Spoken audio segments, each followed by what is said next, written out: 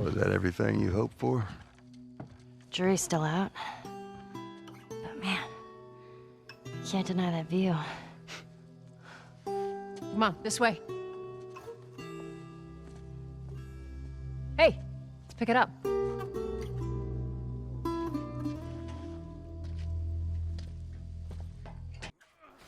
There's so many scenes in this game that I could have easily started with in the intro of this video, but I felt like that clip, without giving away spoilers to anyone on this planet who hasn't played this game, I feel like that clip summarizes just how I feel about the game and what still kind of sticks with me after all these years. Because keep in mind, even though this footage is from the PS4 remaster, on the PS3 with the hardware it had, that was a very nice and beautiful shot. And I even remember my younger self being kind of taken away a bit by that when I saw it for the first time. Because The Last of Us really brought cinematic storytelling even further than what the Uncharted trilogy had done up to that point. And that's not to discredit the Uncharted trilogy. In my opinion, I think it's my more preferred favorite contribution that Naughty Dog brought to the industry. But The Last of Us still leaves a mark on my very soul to even this day, 12 years after I first played it. And it even goes back a little bit further to how I first discovered this game, because how I discovered The Last of Us was back in the day when Uncharted 3's multiplayer still existed. There was something called Uncharted TV, where in like, I think it was the bottom left corner, if I vaguely remember it correctly, they'd have montages and clips that people uploaded that Naughty Dog wanted to, share and give back to the community. And one of those clips was a teaser sort of trailer for The Last of Us. And this was back in 2012, I want to say, around that time. And I remember being very taken back by this, because this is the same studio that made Uncharted, really? Because I didn't know about Jak and Daxter, and I still haven't honestly played it, but Uncharted was my only exposure to Naughty Dog. So it was, very interesting and intriguing to me, because, I was on a zombie craze at the time, because the early 2010s and mid-2010s were, the sort of zombie craze at the time. So naturally, I was really enthralled and intrigued by this game, and I started becoming a little obsessed by it. And so when the game came out, I remember getting it back in July of 2013. I even remember where I got it. I got it when I was in Tennessee with my grandmother. Now, this was a rated M game, and at the time, my mother was very against me playing these, but how I got exposed to Call of Duty and all these other M-rated games as a kid was thanks to my father and basically having a sort of no restrictions in what rating of a game I could play. My mother obviously had her reservations, but they were going through a divorce, both my parents, so there's not much she could have done. But I got the game in July of 2013, and I played it for the first time, and by the end, I would just remember the feeling that I felt of just not only that I had gone through a road trip, but that I had played a really great and well-told story game, and it sort of grabbed my attention to narrative-driven and story-driven games more already. Because at the time, Uncharted and Call of Duty and, a little bit of Battlefield, they were kind of the only story narrative games I had played up to that point. I mean, aside from Pokemon on the DS, but we're talking the ones that The Last of Us bring to the table that make you think and feel things beyond just, high-octane action and, sort of swashbuckling adventure, treasure hunting kind of movies and media. Because, I had seen Indiana Jones as well, but, nothing really got you thought-provoking as much as this game did.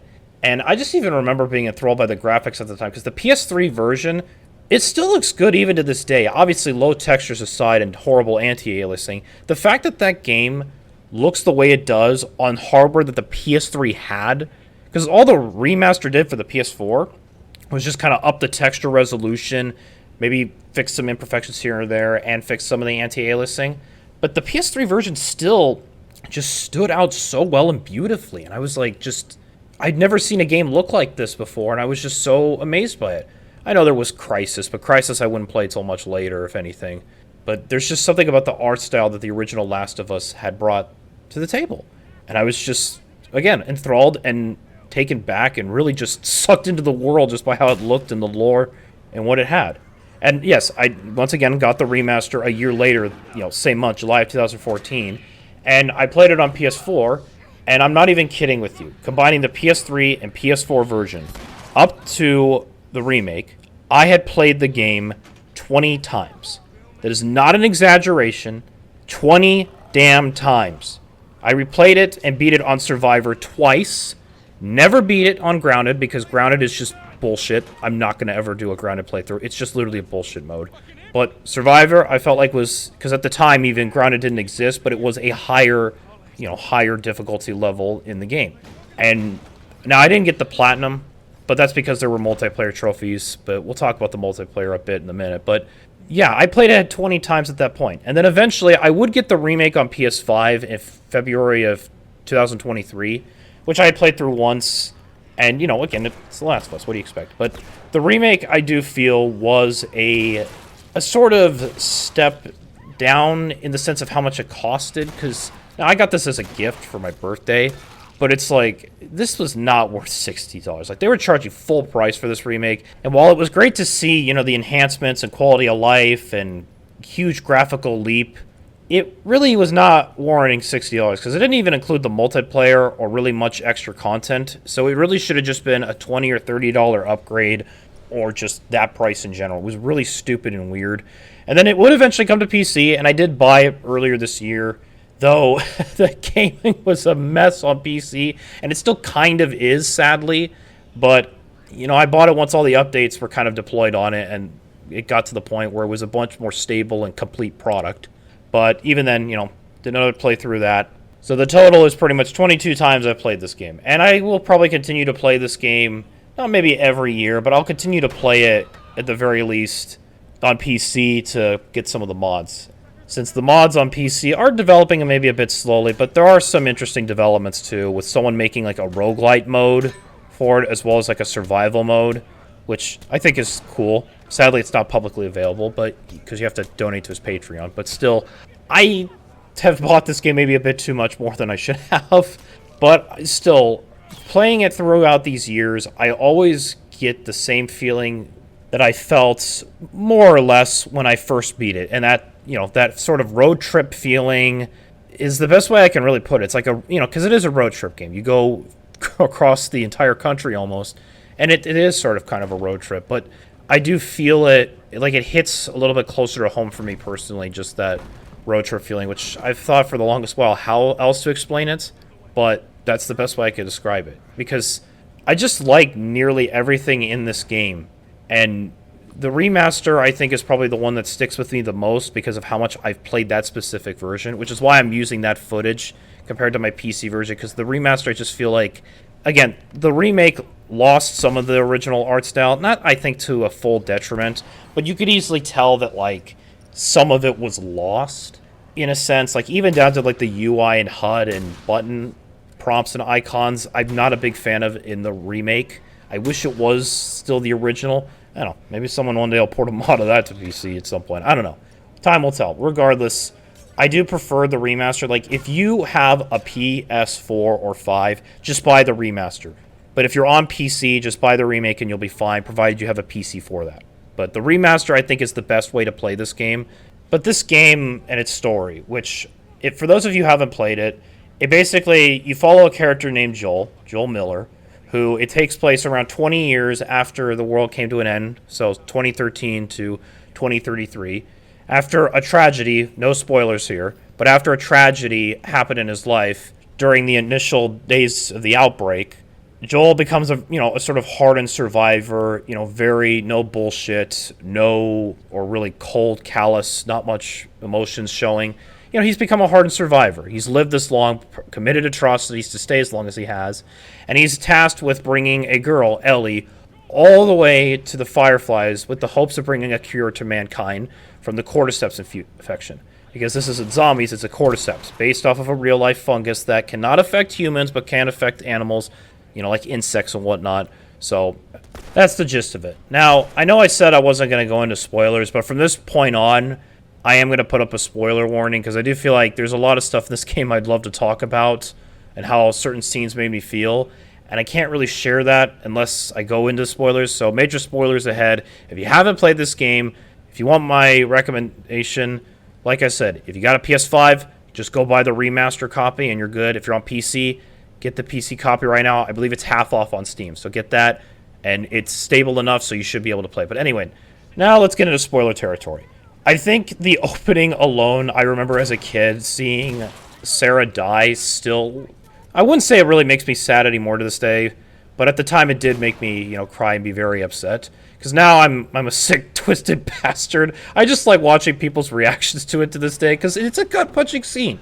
It's a gut-punching and sad scene, and you see countless people, like even Angry Joe, who doesn't really get that emotional. I remember watching his review when it was the remaster a year later. Even he was getting sad about it too, which was kind of crazy to think about, or even rather see. But yeah, really emotional, heart-wrenching scene that puts Joel on the path that he is, when we start playing as him in the apocalypse. And naturally, it does make him come off as a cold, asshole in some ways. And, when he does meet Ellie, he's really against the idea of bringing this girl across the country and having to deal with her. And you see, throughout the game, their relationships start to grow and bond with each other through the moment in gameplay, moments. Literally, because the one thing that this game does so well is just you're put in the shoes of Joel, and you get to see Ellie, not only grow as well as Joel, but you get to see Joel start to reminisce and look back and kind of see a little bit of Sarah and Ellie, which I remember as a kid.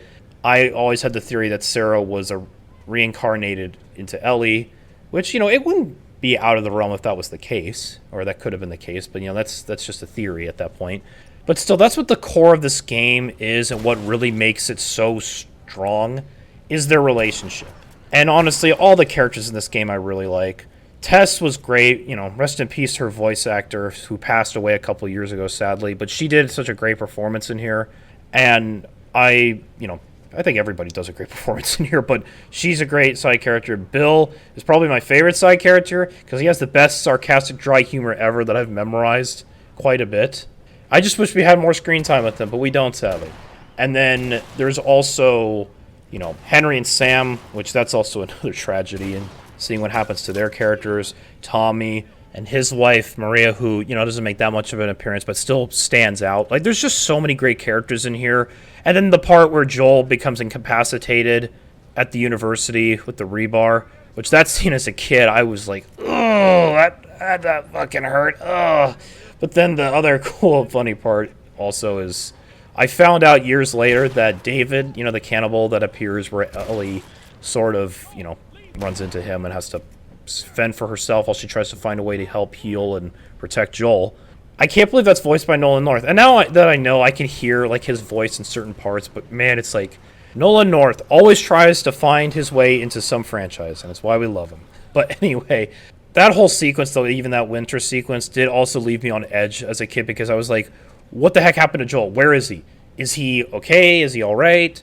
You don't know. You're left on a cliffhanger, but then when Ellie brings up the medicine, you're like, okay, he's still got to be alive then. And then, when you actually see him on the ground, it's like, yes, he is still alive. That's great. We're all happy, and then we get to play as him when we find out that Ellie's been captured by David and his cannibals, and, that scene at the end where she caves in his head with a machete. I mean, it is kind of heart-wrenching and disturbing, and it does affect her for the rest of the game. You could tell Ellie kind of becomes Joel a bit, not fully, but a bit like Joel, distanced and closed off. And Joel starts to become a little bit more upbeat and positive at the end, too. Something I even noticed as a kid. But let's talk about probably the most controversial part of the game, which is how it ends, which everybody knows, and everybody has their own feelings and thoughts about it. But it's basically finding out, once Joel brings Ellie to the Fireflies, that in order to create a quote-unquote vaccine or cure, they have to remove the fungus in her brain, which would kill her. Now, obviously, medical professionals have come out and said you cannot create a vaccine off of a fungal, infection. It could be antibiotics, if anything, to help kill it. But still, in order to make this cure, Ellie has to die. And Joel ain't having it. He basically subdues and kills the Firefly guard, shoots up the entire hospital, and then we get the hospital scene, where a surgeon, holds him at scalpel point, saying, you can't do this, you can't take her, think of all the lives she'll save. Now, as a kid, I always shot the guy in the foot because I didn't want to kill him. And I didn't kill the other two nurses or doctors. I just wanted the girl. So that's what I did personally. And also, as I was doing, my sort of collect-a-thon and playing the game multiple times, there is a recording that does sort of briefly mention that they kind of had tried this before, but it wasn't successful with other immune sort of people. So Joel's story isn't completely off, but I just remember as a kid seeing that sort of audio recording, and it was kind of interesting that, like, it's a kind of, not really blink, you'll miss it, but if you don't do the collectibles, you kind of miss that Joel probably did find that recording canonically and was like, you know what, maybe I could use this as a way to kind of spin the story. Because ultimately, Ellie's still unconscious. She was never given full consent if she actually wanted to go through this, by the way. So, once again, the Fireflies proving that they're not really nice people in general. And then Joel basically takes her to the elevator, gets her in the car after basically confronting Marlene and shooting her. And I remember that scene and how it plays out. I was genuinely pissed. I was like, no, tell me you didn't just leave her behind after we did all that. And then, you hear in the backseat, and it's like, oh, thank God. But that scene where he coldly kills Marlene as a kid, I, once again, was like, damn, okay. Well, now, I guess that happened. This is the best way I could put my reaction. And how the game sort of ends, I still remember getting this sort of empty feeling, but at the same time kind of satisfied with the ending because, it's clear, when Ellie says, swear to me everything you told about the Fireflies was true. And, he says, I swear. You can kind of tell that she kind of doubts him and also maybe doesn't know for sure, which is why she just says the okay. At least that's how I interpreted it as a kid. Because, at the end of the day, when I was playing this for the first time, I was siding with Joel. I really was. Like, because keep in mind, I was 13. Because I've ran into some few people, even kids that I knew that had played it at the time, they were like, no, Joel made the wrong decision. Ellie could have, been sacrificed to make a cure for mankind. But it's like, when you think about it, mankind at this point is kind of screwed. It can't come back from this. So really, is it really worth all that trouble to go through that? And it might not even work. And again, we kind of saw Joel lose a daughter before. He wasn't going to lose another one again. So, it makes sense. Like, whether or not if it was the right decision is up for debate. It was the decision that any father would have made. Now, I'm not a father myself, but if I was put in that situation, I'd do it. Hell, I'd probably do it again. But I'm not in that unfortunate situation. Joel was.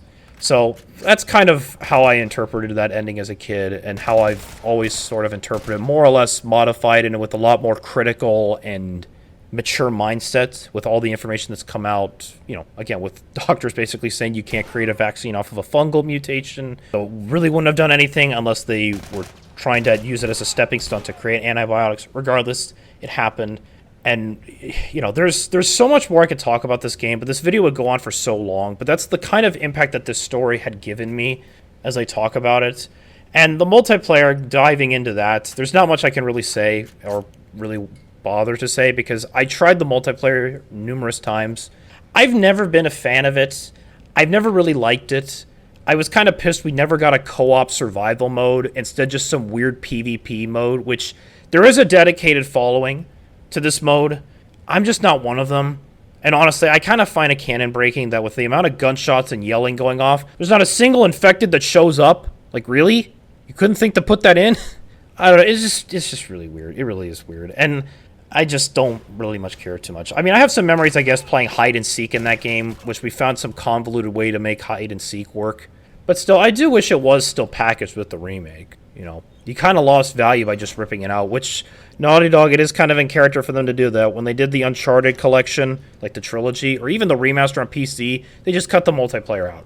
It's like, why? Why would you do that? And they always give that weird sort of excuse of, oh, but it would fragment the player base, even though you shut down the servers for the PS3 version of The Last of Us and the Uncharted trilogy. It's like such a dumb excuse, but that's not the point. The point is that's what The Last of Us, the game, has sort of, how it's sort of impacted my life. And I do find it kind of sad that we never got a sequel, but I think the ending just kind of helps tie everything up in a neat bow.